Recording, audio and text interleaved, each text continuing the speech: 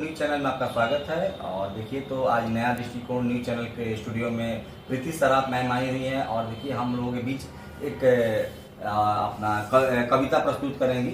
इसके पूर्व आप लोगों ने देखा था कि पूरे जो इप्टा के सदस्य और अध्यक्ष ताप्ती वर्मा मैम पूरे अपने फैमिली के साथ पूरे जो इप्टा के सदस्य उनके साथ आई हुई थी। जो नवनियुक्त सदस्य हैं उनको नया दृष्टिकोण न्यूज चैनल ने अंग वस्त्र देकर सम्मानित किया गया। इसमें प्रीति सराफ मैम रहीं, रानी देवी जी रहीं, राय रानी गुप्ता रहीं और सभी लोग मिलकर हमको सभी लोग सम्मानित किया। उन्हीं के आने के बाद अब देखिए एक पोयम बताएंगी, क्या कहना चाहेंगी मैम? जी, आज आपने महिलाओं को सम्मानित करने का अवसर मुझे दिया और ये मुझे बहुत गर्व हुआ उन लोगों को सम्मानित करते हुए। हमारे सिवान जिला में अब कुछ महिलाएं ऐसी हैं जो कि हर क्षेत्र में आगे बढ़ कर के कार्य कर रही हैं, लेकिन आज के समाज में भी कुछ ऐसे लोग हैं जो कि अपने घर से वो संस्कार लेके आ रहे हैं कि महिला है तो बस उसका एक दायरा सीमित है।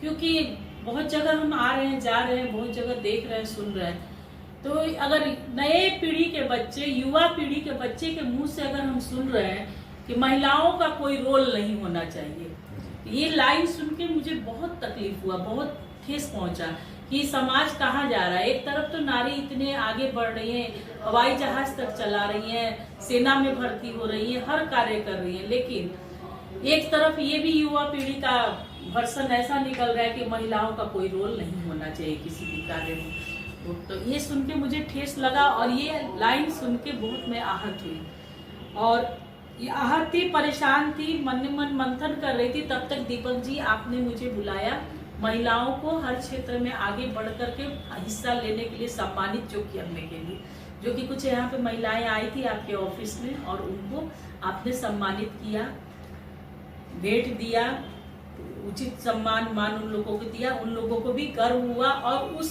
समाचार को देख के, उन लोगों को सम्मानित होते देख के हर महिला के मन में एक जज्बा उठेगा।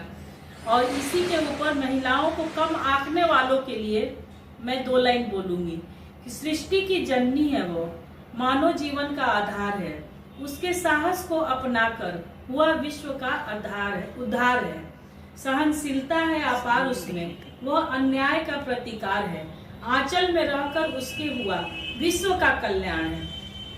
अब आइए तो यहाँ पे जो हम लोग का सिवान जिला में भी परिवर्तन हो रहा है तो उस पर 2 लाइन में बोलूंगी। परिवर्तन की पुकार है, वह आदर्शवादी विचार है, उसके चरणों की रज को छूकर मनुष्य का हर सपना साकार है।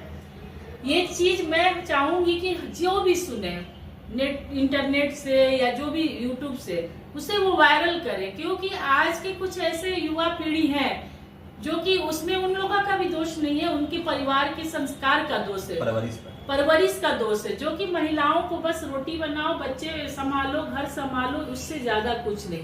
तभी तो उस युवा बच्चे के मुख से निकला कि महिलाओं का कोई रोल नहीं है। इसमें क्यों नहीं है? अगर महिलाएं संभालना छोड़ दे, आप एक घर में जाकर के देखिए, पुरुष लाखों लाख कमा रहे हैं महीने में, लेकिन अगर एक महिला घर संभालने वाली नहीं है तो उसके कमाई का कोई संचय नहीं है। वो एक तरफ से कमाता है, दूसरे तरफ से उसका निकल जाता है।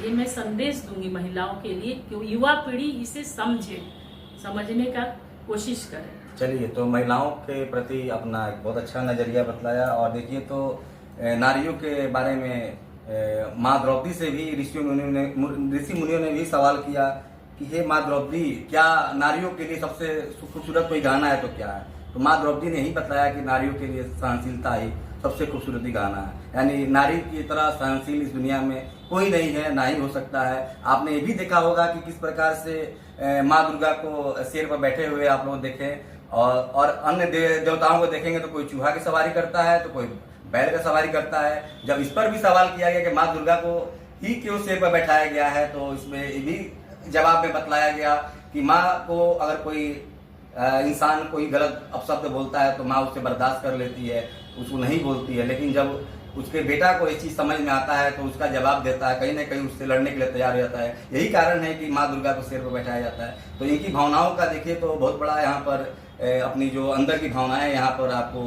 यहाँ पर अपना प्रस्तुत की। कैमरामैन राजू जी के साथ मैं दीपक कुमार, नया दृष्टिकोण, सिवान।